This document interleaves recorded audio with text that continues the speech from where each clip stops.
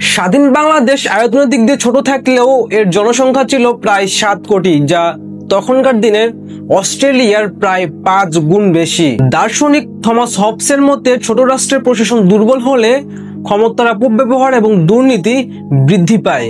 যুদ্ধ বিধ্বস্ত বাংলাদেশে প্রশাসন না থাকার মতোই অবস্থা ছিল। শেখ মুজিবুর রহমান যখন দেশ গঠন করতে শুরু করেন, চারদিকে দুর্নীতির মাত্রা এত পরিমাণ বেশি ছিল যে তার বক্তব্যে আমরা এখনো দেখতে পাই। আর এই চোরের দল আমার দুঃখী মানুষের সর্বনাশ করে বা লুটতরাজ করে খায়।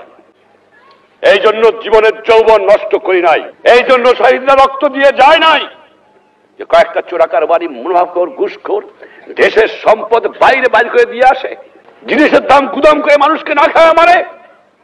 উৎখাত করতে হবে বাংলার বুকের থেকে এদের। আপনারা ভালো করে কাজ করেন, ঘুষ খাওয়াটা বন্ধ করেন, দুর্নীতি বন্ধ করেন। দেশে অন্ধ অন্ধ দুর্নীতি ভরে গেছে।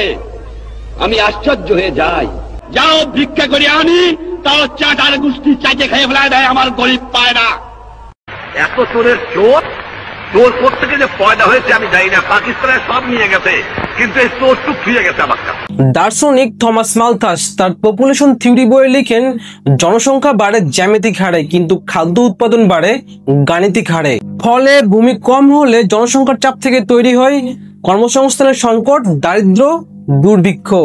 এবং ইতিহাস সাক্ষী 1974 সালে বাংলাদেশে ভয়াবহ দুর্ভিক্ষ দেখা দেয়, যেটাকে আমরা 74-এর মনোত্তর নামে জানি। এতে প্রাণ হারায় প্রায় 1 লাখ মানুষ।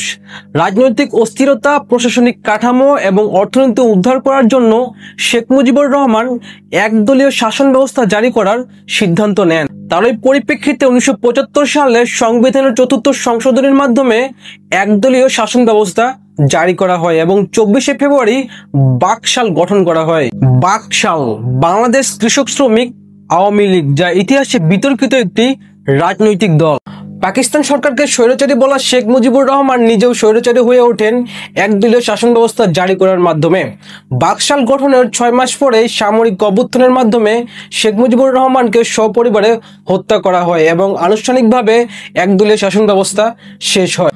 বাংলাদেশের জন্ম থেকে শুরু করে স্বাধীনতার পর মাত্র 4 বছরের মধ্যেই রাজনৈতিক টানাপোড়েন, দুর্ভিক্ষ আর প্রশাসনিক দুর্বলতা দেশকে এক অনিশ্চিত ভবিষ্যতের দিকে ঠেলে দেয়। কিন্তু প্রশ্ন হলো, বঙ্গবন্ধু মৃত্যুর পর বাংলাদেশ কোন পথে এগিয়ে গেল? কেই বা নিল ক্ষমতা, আর কিভাবে বা গড়ে উঠলো নতুন রাজনৈতিক প্রেক্ষাপট? তার উত্তর জানতে হলে অপেক্ষা করুন আমাদের ধারাবাহিকের পরবর্তী পর্বে। বন্ধুরা, ইতিহাসের এই পর্ব যদি আপনাদের ভালো লেগে থাকে